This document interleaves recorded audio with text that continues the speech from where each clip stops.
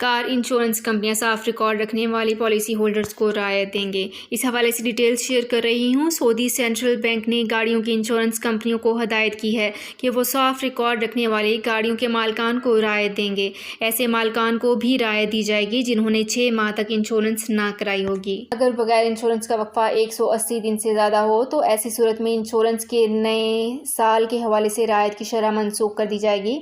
Insurance policy holders को दोबारा insurance record बनाना होगा। इंश्योरेंस कंपनियों को हर पॉलिसी होल्डर का इंश्योरेंस रिकॉर्ड अपने यहाँ महफूज रखने की भी हदायत की गई है। तो फ्रेंड्स, ये थी मेरी आज की वीडियो। इस वीडियो को अपने फेसबुक पेज पर ज़्यादा से ज़्यादा शेयर कीजिए। शुक्रिया।